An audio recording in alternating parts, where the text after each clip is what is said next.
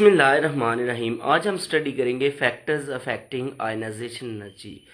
Ionization energy को कौन से फैक्टर अफेक्ट करते हैं और वो आयनाइजेशन एनर्जी उन फैक्टर्स के साथ इंक्रीज करती हैं या डिक्रीज करती है। सबसे पहला जो फैक्टर है वो हमारे पास है affective nuclear charge.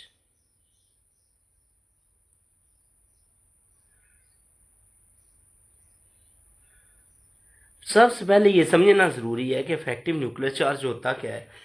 Affective nuclear charge अगर हम देखें तो ये कैसे आता है हमारे पास। अफेक्टिव न्यूक्लियर चार्ज जो होता है ये फाइंड करने के लिए हम क्या करते हैं, न्यूक्लियस और वेलेंस इलेक्ट्रॉन की जो अट्रैक्शन है, यानी अट्रैक्शन बिटवीन न्यूक्लियस एंड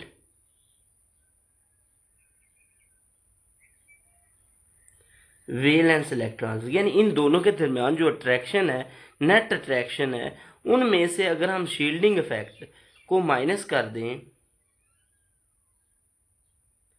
तो हमारे पास आ जाता है अफेक्टिव न्यूक्लियर चार्ज। ये शील्डिंग इफेक्ट क्या होता है, ये आपको पता है, इंटरवीनिंग इलेक्ट्रॉन्स की जो रिपल्शन होती है, यानी न्यूक्लियस और वैलेंस शेल के दरमियान जो अट्रैक्ट इलेक्ट्रॉन है वो एक दूसरे को जो रिपेल कर रहे हैं, उस रिपल्शन को हम शील्डिंग इफेक्ट कहते हैं। और अट्रैक्शन जो न्यूक्लियस और वैलेंस इलेक्ट्रॉन के दरमियान है, उस अट्रैक्शन में से हम इस जो ये रिपल्शन है उसमें को माइनस कर दें तो हमारे पास जो नेट अट्रैक्शन आ जाती है उसे हम कहते हैं अफेक्टिव न्यूक्लियर चार्ज। अब अगर अट्रैक्शन, ये सिंपली अट्रैक्शन ही है अफेक्टिव न्यूक्लियर चार्ज। अगर अट्रैक्शन इंक्रीज करेगी, यानी आपने याद रखना है, अगर न्यूक्लियर चार्ज इंक्रीज करता है तो इसका मतलब है अट्रैक्शन इंक्रीज करती है। अट्रैक्शन इंक्रीज करती है तो इलेक्ट्रॉन निकालना मुश्किल हो जाता है, तो हमें ज्यादा एनर्जी चाहिए होती है, more energy required.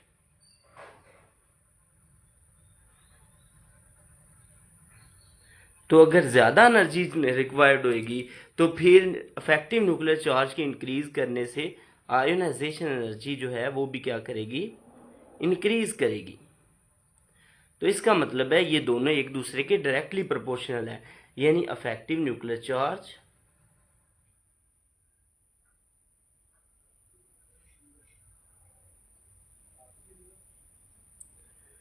Is directly proportional to ionization energy.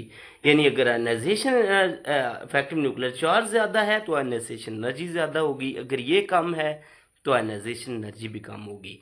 उसके बाद दूसरा फैक्टर है जी size of atom. Size of atom के इंक्रीज करने से हम देखेंगे कि क्या इफेक्ट आता है आयोनाइजेशन एनर्जी पर।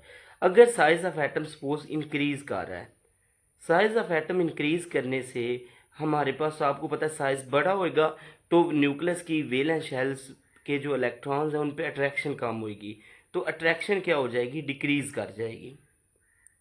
Attraction between nucleus and valence electrons क्या कर जाएगी, डिक्रीज कर जाएगी, क्योंकि साइज बड़ा होगा अगर तो वेलेंस न्यूक्लियस जो है वो अपने वेलेंस इलेक्ट्रॉन्स को ग्रिप नहीं कर सकेगा। तो अट्रैक्शन डिक्रीज करने से इलेक्ट्रॉन, वेलेंस इलेक्ट्रॉन को निकालना आसान है क्योंकि वो अट्रैक्शन ही नहीं है वहाँ पे। तो अगर निकालना आसान है तो फिर हमारे पास जो आयोनाइजेशन एनर्जी है वो डिक्रीज करेगी।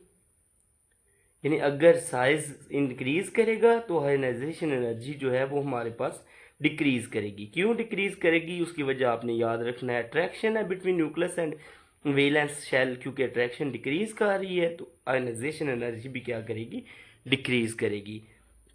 तो अगर हम लिखें इनका रिलेशन लिखें साइज ऑफ एटम और आयोनाइजेशन एनर्जी का, तो साइज ऑफ एटम इंक्रीज करने से आयोनाइजेशन एनर्जी डिक्रीज कर रही है, तो इसका मतलब है आयोनाइजेशन ये एक दूसरे के इनवर्स रिलेशन में है।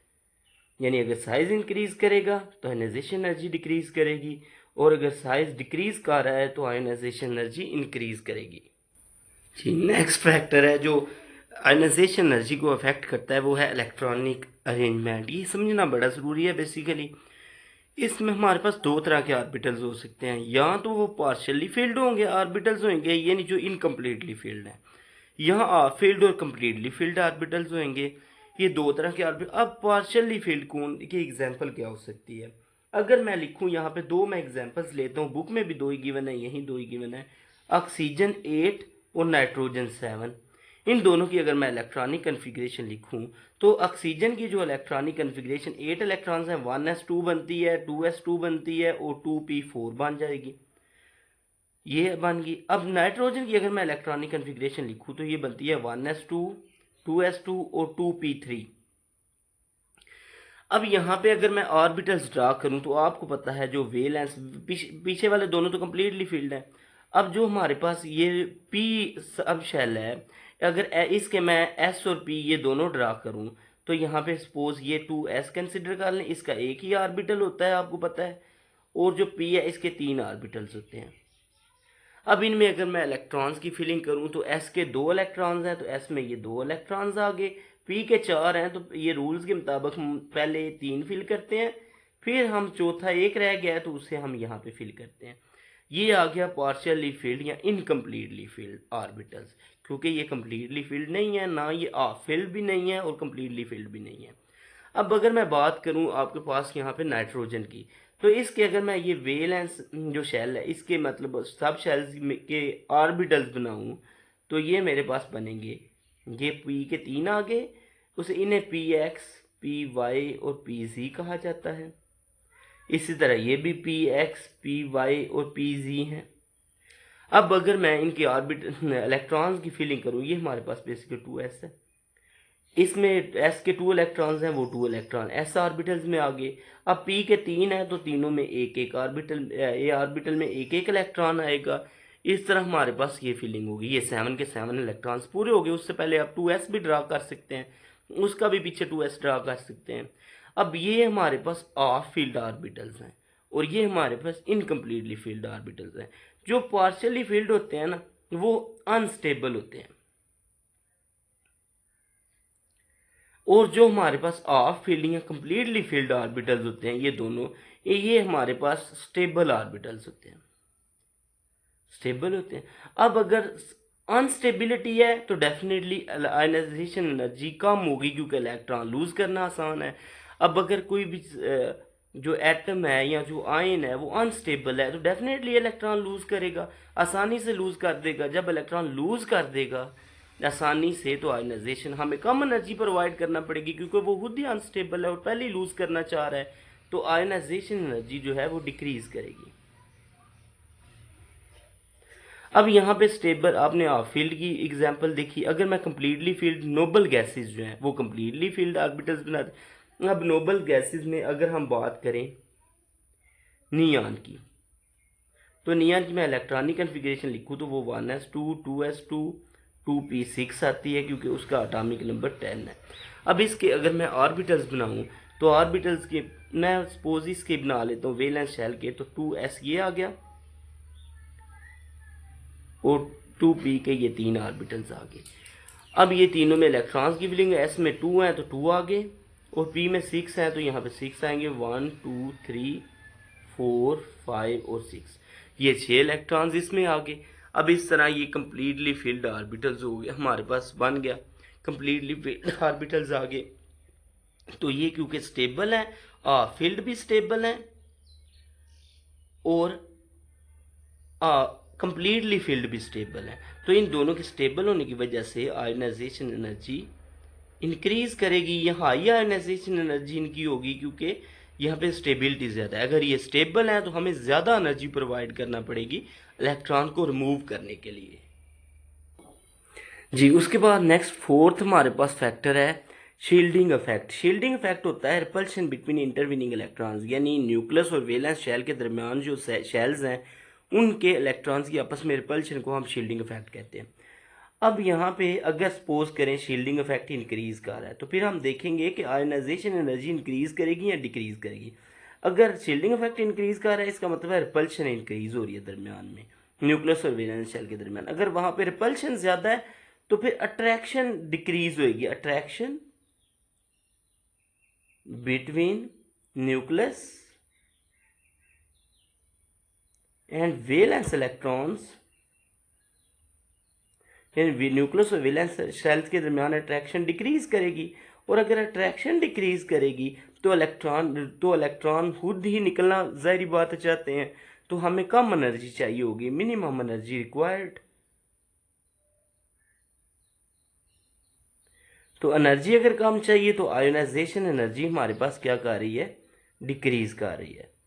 तो यानी अगर शील्डिंग इफेक्ट ज़्यादा है तो न्यूक्लियस और वैलेंस इलेक्ट्रॉन्स के दरमियान अट्रैक्शन कम है। अगर अट्रैक्शन कम है तो डेफिनेटली हमें बहुत कम एनर्जी प्रोवाइड करना पड़ेगी इलेक्ट्रॉन को निकालने के लिए, क्योंकि वो खुद ही निकलना चाह रहा है। तो आयोनाइजेशन एनर्जी क्या करेगी, डिक्रीज करेगी। अगर शील्डिंग इफेक्ट और आयोनाइजेशन एनर्जी का मैं यहाँ पे लिखूँ रिलेशन, तो ये इंक्रीज कर रही है तो ये डिक्रीज कर रही है, इस वजह से ये एक दूसरे के इनवर्स रिलेशन में है। जी नेक्स्ट हमारे पास लास्ट फैक्टर है जो आयनाइजेशन एनर्जी को अफेक्ट करता है, वो है स्पिन पेयर रिपल्शन। इसको समझने के लिए आपको दो इलेक्ट्रॉनिक कन्फिग्रेशंस पहले लिखनी होगी।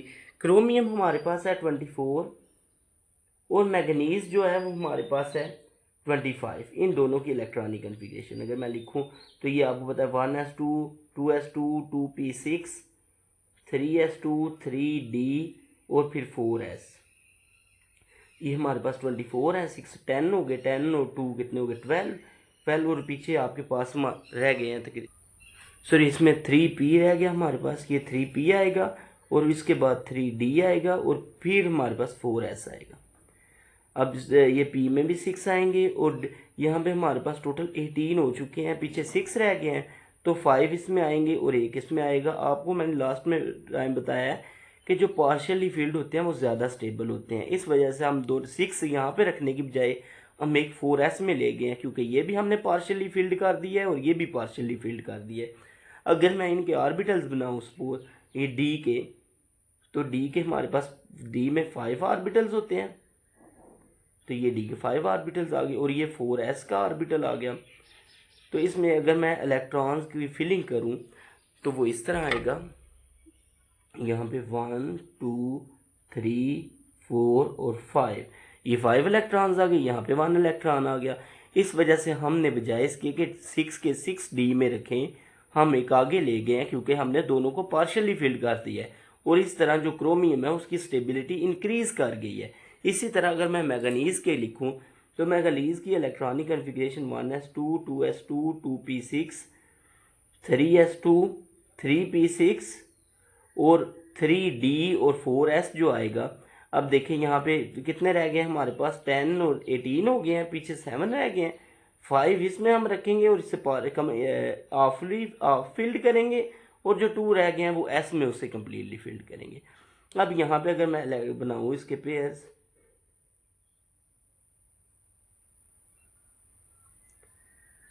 अब ये 4s है और ये हमारे पास 3d है। अब अगर इलेक्ट्रॉन्स की मैं फिलिंग करूं तो यहाँ पे 5 इलेक्ट्रॉन है तो सारे एक एक ऑर्बिटल में आ जाएंगे और s में 2 इलेक्ट्रॉन्स आ जाएंगे। अब ये स्पिनिंग ये जो मैंने एरो ऑफ एरो लगाए हुए हैं ना यहाँ पे, ये स्पिन को शो करते हैं। अब ये S4s में देखें तो एक जो एरो है वो शो करता है कि एक इलेक्ट्रॉन क्लॉकवाइज स्पिन कर रहा है और उसके अपोजिट में दूसरा जो एरो है वो शो कर रहा है कि वो एंटी क्लॉकवाइज, यानी एक क्लॉकवाइज को और एक एंटी क्लॉकवाइज स्पिन को शो करता है। और इसी तरह यहाँ पे एक ही डायरेक्शन को सारे शो कर रहे हैं। इस तरह क्रोमियम में देखें तो सारे एक डायरेक्शन को शो कर रहे हैं। तो हमने देखना है कि स्पिन पेयर यानी जिस ऑर्बिटल में पेयरिंग है, मतलब क्लॉकवाइज और एंटी क्लॉकवाइज दोनों अवेलेबल हैं, वो हमारे पास लेस स्टेबल होएगा। और अगर वो लेस स्टेबल है हमारे पास, तो लेस स्टेबल होने की वजह से उसकी आयोनाइजेशन एनर्जी भी क्या होगी, लो होएगी। क्योंकि अगर लेस स्टेबल है तो डेफिनेटली वो स्टेबिलिटी गेन करना चाहता है, वो स्टेबिलिटी अगर गेन करना चाहता है तो डेफिनेटली वो इलेक्ट्रॉन लूज करेगा।